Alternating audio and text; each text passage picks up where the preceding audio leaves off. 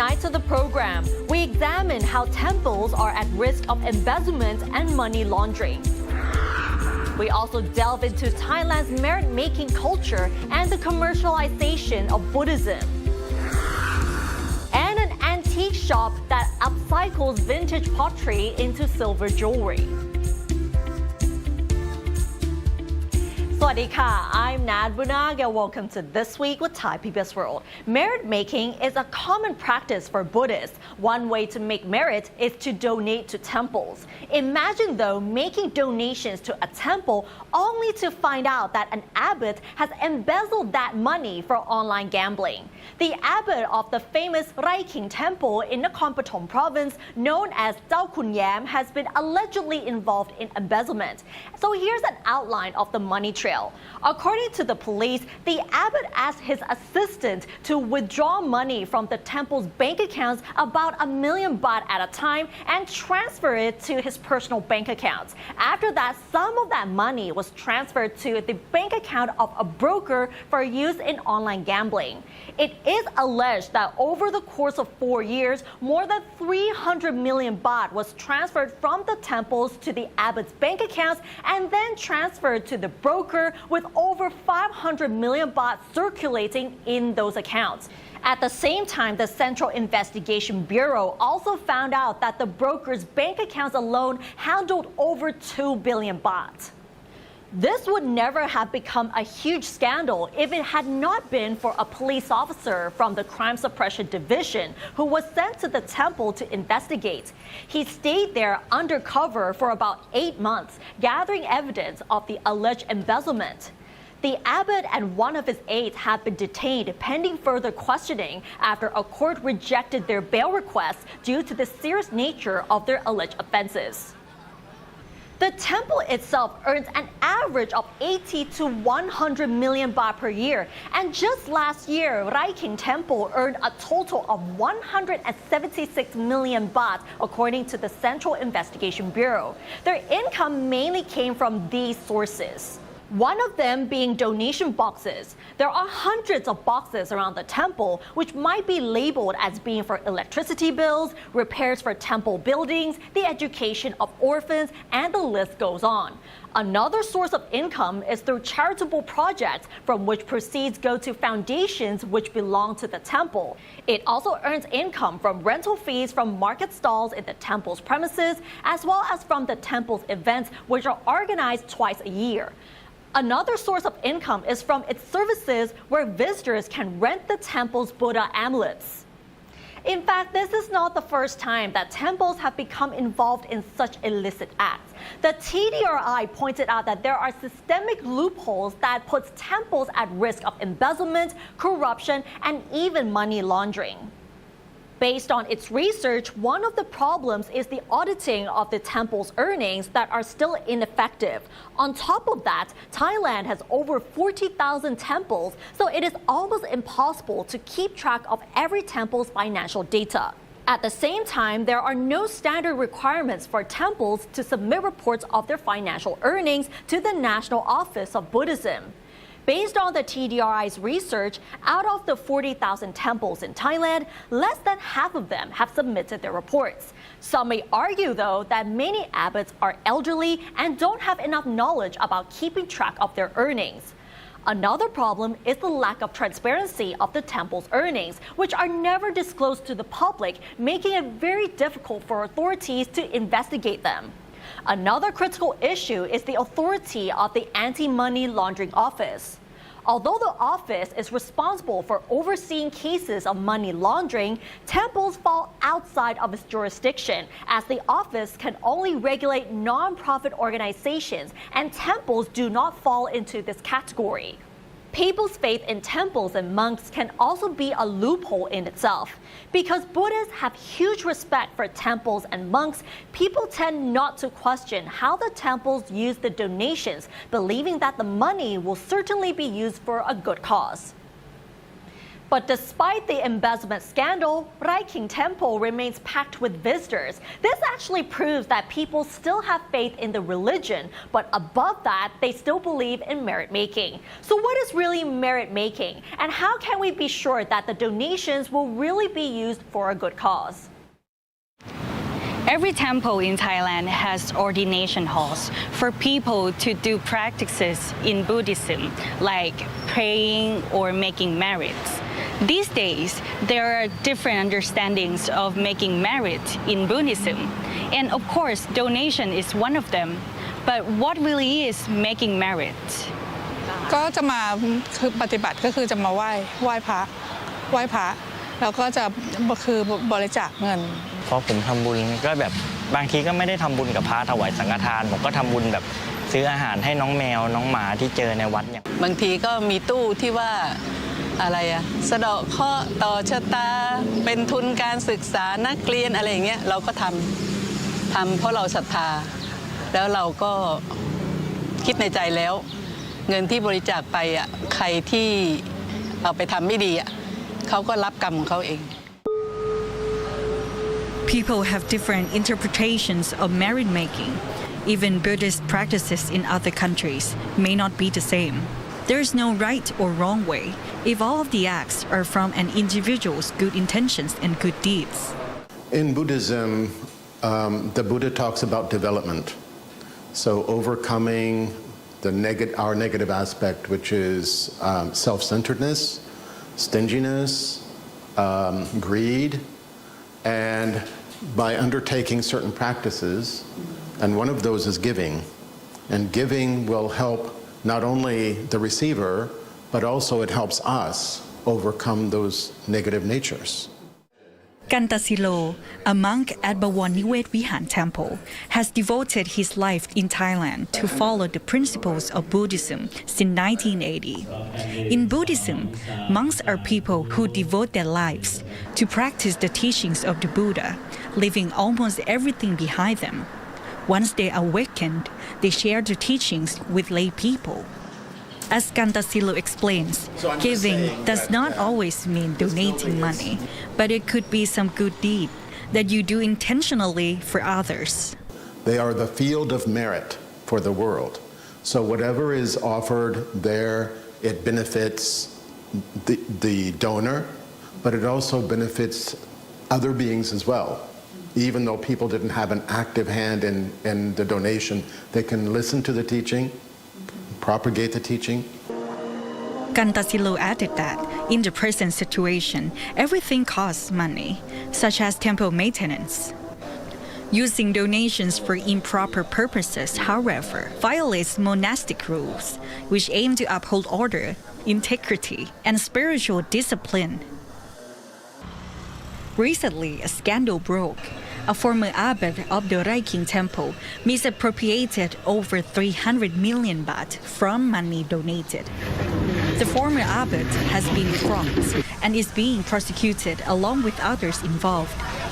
Kantasilo said what he did was wrong and betrayed the trust of believers, but his actions should not be used to judge the whole religion. Of course, nobody wants to see, what happened happen, right? Nobody would agree with that. But that is his fault. That's nobody else's fault, his wrongdoing, not my wrongdoing, right? And one cannot either cause or prevent another person's purity, and no one can cause or prevent another one's impurity. Rai Khing Temple has hundreds of donation boxes. Independent religious expert Nattapon Bunsa commented that this creates a loophole as most donations are in cash and difficult to track.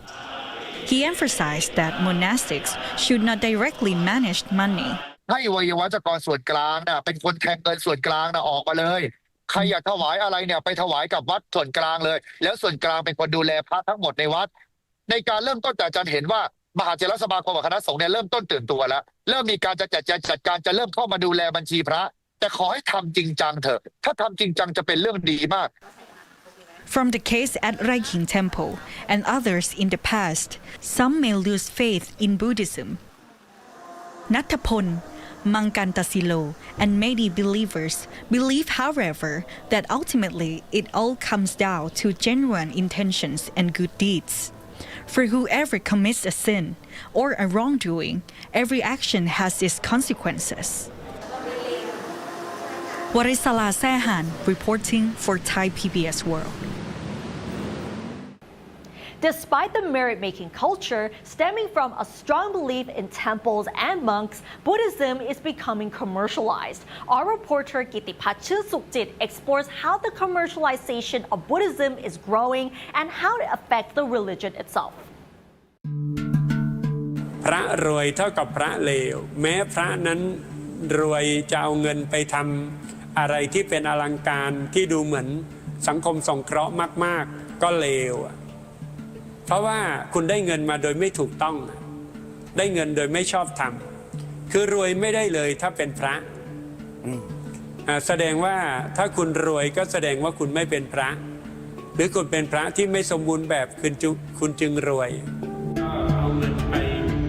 This powerful statement came from Samana Jantaseto, a Buddhist monk from the Santi Asok community, in light of the Rai Khing Temple scandal, in which the abbot faces allegations of embezzling 300 million baht of the temple's funds to gamble online. Thai Buddhism has long been faced with scandals caused by some monks getting involved in embezzlement, misconduct, abuse, and drug use, leaving many Buddhists disheartened. The National Office of Buddhism is responding to this case amid shaken public trust, but what exactly is its role? Technically, it doesn't have the power to punish monks directly, but when a monk breaks monastic rules or the law, disciplinary actions must come from the Sangha Supreme Council of Thailand, the highest governing body of the Buddhist monastic community. The National Office job is to coordinate between police and senior monks. Following the revelation of the scandal, the office has outlined 4 new measures to prevent financial misconduct among monks. One of them is developing the e-donation program to enable direct temple donations via e-banking. เมื่อผ่านระบบบัญชีวัดโดยตรงเนี่ยเงินมันก็ไม่สามารถที่จะถูกยักย้ายถ่ายเทได้โดยสะดวกนะครับเงินมันเข้าไปในระบบแล้วอันนี้ในส่วนของพสก็จะนำเสนอให้มสเนี่ยได้มีมติสั่งการให้วัดเนี่ยได้ใช้ระบบ e-donation ในการรับบริจาค Meanwhile, Samana Jantaseto points to a deeper problem behind the corruption in famous temples, an issue rooted in how people show their faith within the religion. คุณสังเกตว่าอรัชชีส่วนใหญ่เกิดจากหลวงพ่อวัดดังๆทั้งนั้นแหละเพราะอะไรญาติโยมพากันไปไหว้พระพุทธรูปศักดิ์สิทธิ์พระสงฆ์ในวัดนั้นก็ไม่จำเป็นต้องมีความศักดิ์สิทธิ์แต่ประการใดหัวหกก้นกวิดทำตัวเหลวไหลยังไงก็ได้ถึงไงเงินก็ไหลมาเทมาอยู่แล้วเลี้ยงจนอิ่มมีพีมันเพราะว่าอะไรเพราะว่าความศักดิ์สิทธิ์ไปอยู่ที่พระพุทธรูปมันก็เลยเสื่อมตั้งแต่ไปเคารพพระพุทธรูปศักดิ์สิทธิ์แหละซึ่งในทางพุทธศาสนาเนี่ยการเคารพรูปเคารพสักการะต่างๆนานาเหล่านี้ไม่มีมาแต่เดิมนะคำสอนของพระพุทธเจ้าก็ไม่มีเพิ่งมีหลังจากพุทธปรินิพพานแล้ว600 ปีโดยประมาณ The issue also sparked debate over Buddhist commercialism, using religious objects like amulets to make money. Some have criticized their significance as being misunderstood and even harmful to the faith. การขายพระเครื่องเนี่ยไม่ใช่พุทธพาณิชย์นะเพราะว่าพระเครื่องไม่ใช่พุทธ ถ้าพูดยังไงพระเครื่องก็ไม่ใช่พุทธศาสนามันเป็นมะเร็งเป็นเนื้องอกที่คนไปเข้าใจว่าเป็นอันหนึ่งอันเดียวกับเนื้อจริงแล้วมันก็เป็นส่วนในการทำลายศาสนาพุทธเยอะมากเท่าที่เป็นอยู่คนไม่เข้าถึงพุทธก็เพราะพระเครื่องนี้แหละพอคุณไปติดอยู่พระเครื่องคุณก็ไม่เข้าหาพระธรรมMeanwhile, the history of amulets shows a shift from free distribution to commercial sale, raising concerns that it requires oversight. เดิมเนี่ยการสร้างวัตถุมงคลก็เพื่อจะแจกจ่ายให้กับคนที่มาทำบุญโดยไม่คิดมูลค่านะครับพอมาระยะหลังก็เริ่มมีความเป็นพาณิชย์มีการสร้างวัตถุมงคลเพื่อจำหน่ายนะครับตอนนี้เรากำลังคิดที่จะไปทำความร่วมมือกับสคบคือสำนักงานคณะกรรมการคุ้มครองผู้บริโภคนะครับการสร้างวัตถุมงคลต่อไปนี้ วัดจะสร้างหรือบุคคลใดที่จะสร้างในนามของวัดนะครับถ้าไปทำในวัดนะครับต้องมีการขออนุญาตเราก็คงจะไปห้ามยากไม่ให้จัดทำวัตถุมงคลขึ้นมาจำหน่ายนะครับเพราะว่ามันก็เป็นอีกช่องทางหนึ่งที่วัดจะมีรายได้นำมาบูรณะปฏิสังขรณ์วัด Amid these debates, Samana Chantaseto notes that true sacredness comes from within, highlighting the importance of inner virtue over symbols. ความศักดิ์สิทธิ์ภายในก็คือจิตใจที่ดีของเรานี่แหละเป็นความศักดิ์สิทธิ์ภายในเพราะนั้นใครที่อยากจะมีพระเครื่องอยู่ก็ไม่ว่าขอให้เป็นคนที่เสริมพระธรรมไปกับพระเครื่องด้วยก็แล้วกัน Kittipat Sukhjit reporting for Thai PBS World. All right, and now let's have a look at the other stories making headlines throughout the week in our weekly roundup. The Supreme Administrative Court has ordered Yingluck Shinawatra to pay 10 billion baht in compensation for losses incurred by the rice pledging scheme. The amount is significantly lower than the Finance Ministry's original demand of 35 billion baht. The court stated that the ordered compensation equals half the estimated losses from the scheme, and Yingluck had shown grave negligence which allowed officials to engage in corruption.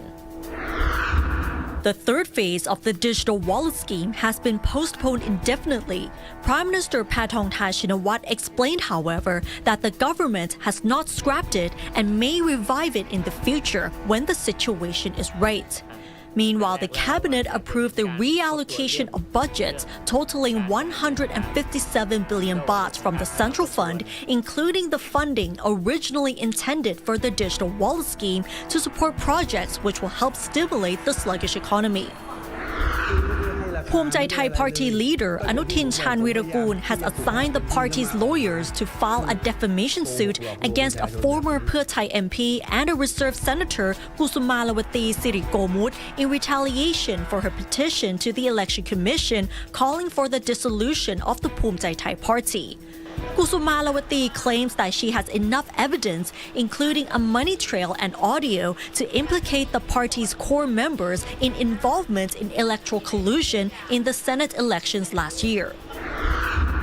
The Nonthaburi Provincial Court acquitted 3 defendants who were charged with negligence resulting in the death of late Thai actress Tangmo Nida Pacharawirapong in 2022. A 4th defendant was sentenced to 6 months in prison and fined 24,000 baht for attempting to destroy evidence. The prison term was suspended for 1 year. The court ruled that there was insufficient evidence to prove that the 4 defendants were negligent, resulting in the death of the Thai actress.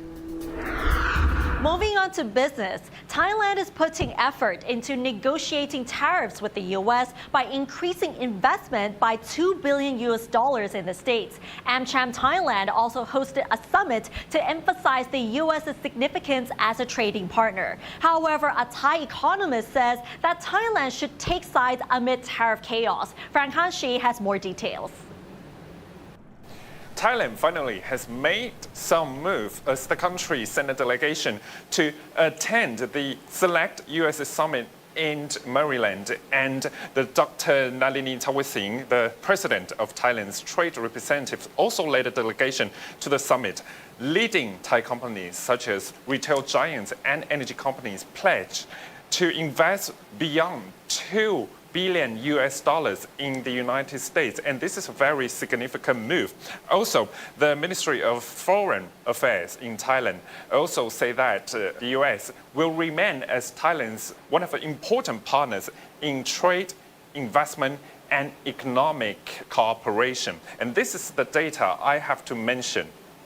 Thai investment in the United States now totals over $17 billion, supporting more than 12,000 jobs across 20 plus U.S. states. As Thailand is very positive of negotiation progress with the U.S. authority, Thailand vows to reduce the trade surplus up to $15 billion per year. With 46 billion trade surplus in 2024, the government aims to lower tariff and have more imports from the United States by 5-point trade policy. And the goal is to reduce the surplus by half within 5 years. And in Thailand, the American Chamber of Commerce also hosted a summit to negotiate and, of course, to enhance the economic cooperation between Thailand and the United States, and also inviting US and Thailand private and public sectors leaders to talk about economic cooperation. And in this event, also our Finance Minister Pichai Chunhawachila say this. The Thai government is firmly committed to establishing a long-term fair and balanced partnership in trade and investment with the United States. We have already submitted to the US a framework proposal which will address the trade imbalance and enhance partnership that serves the long-term interest of both countries. While the government hesitates to negotiate TDRI, leading economists say that Thailand's government shouldn't take sides, emphasizing the fairness for each country. This is what she said. Well, I think what we should not do is that we should not take sides. If the U.S. government were to say that in order to satisfy them, we should raise tariffs against Chinese products. This is just an example, right? Or we should try to restrict Chinese, imports. I think that we should not do because we should be fair to all sides, right? For example, on this transshipment issue, of course, that's not legal, right? Because actually the origin of the product should be from Thailand if it's going to be stamped made in Thailand. So of course, transshipment, should definitely be discouraged by the Thai government if it's coming from China, passing through Thailand and going to the U.S. In addition to tariff chaos, Dr. Girida say that Thailand's government should incentivize the economy by raising income sustainably, as the GDP growth is expected to be the weakest among ASEAN 5 nations. I think my analysis will be what I have always been saying is that the best way to to incentivize or raise the consumption of Thai people is to actually raise their incomes, right? And raising their incomes sustainably does not come from giving one-time cash transfers, right? So raising the income sustainably is actually to give them incentives to develop themselves so that they have better skills and they can work in the modern businesses such as the digital businesses or know how to use AI that can also benefit their own business if they are not employees as well. So Thailand now is facing external and internal challenges at this moment. And of course, the government is expediting to reach proper deal with US authority. The government also have to solve the issue of economic momentum. However, the 10,000 cash out scheme has been suspended indefinitely. So now we need the leaders' wisdom to solve economic slowdown. Frank Kanshi reporting for Thai PBS World. Now on to something lighter. If you think vintage pots cannot be reused, think again. In the old town of Bangkok, there is an antique shop that embraces the concept of upcycling by repurposing fragments of vintage pottery as silver jewelry. Let's find out more with Warisara Sahan. Did you know that these were actually crafted from old Bowe ruins? Some of them are over hundreds of years old. Well, I am now in the shop in the old town of Bangkok, where grandma specializes in transforming the old ruins into something valuable.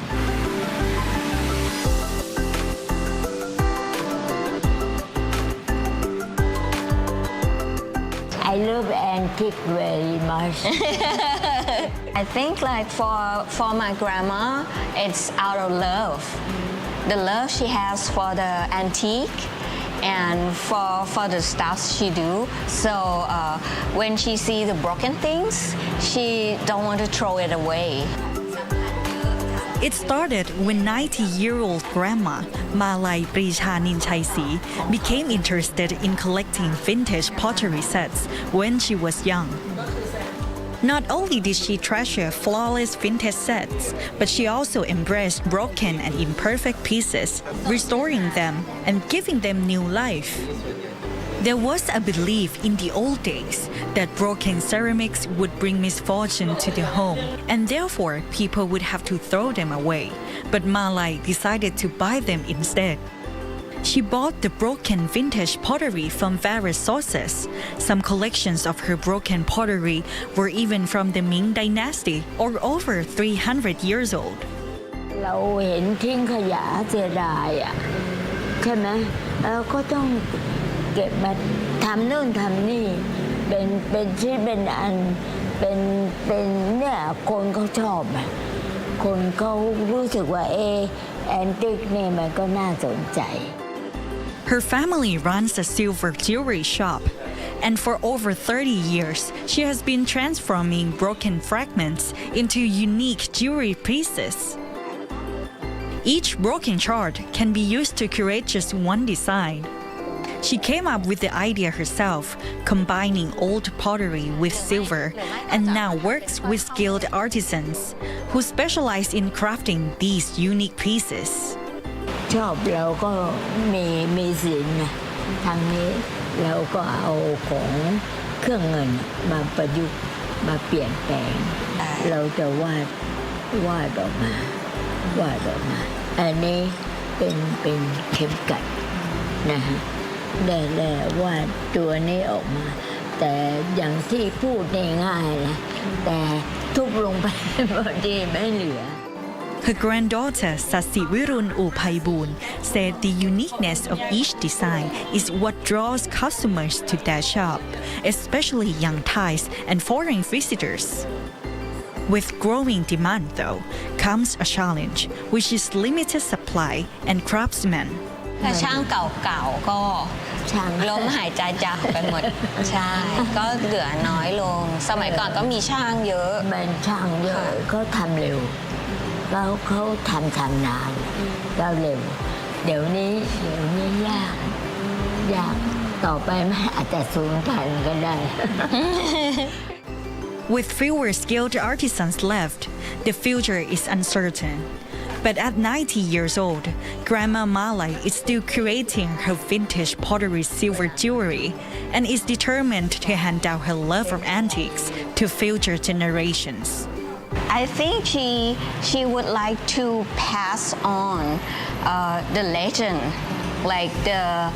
history from the bowl, and also the love of the antique, and also,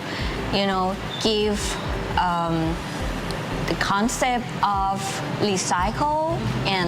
reuse of everything. Warisala Sehan reporting for Thai PBS World. And that looks amazing and very unique. And that wraps up tonight's edition of This Week with Thai PBS World. Join us every Friday at 10:30 p.m. only on Thai PBS. And don't forget to follow us on social media and our website, thaipbsworld.com, for all the latest stories and analyses about Thailand. Thanks for watching, and we'll see you next week. สวัสดีค่ะ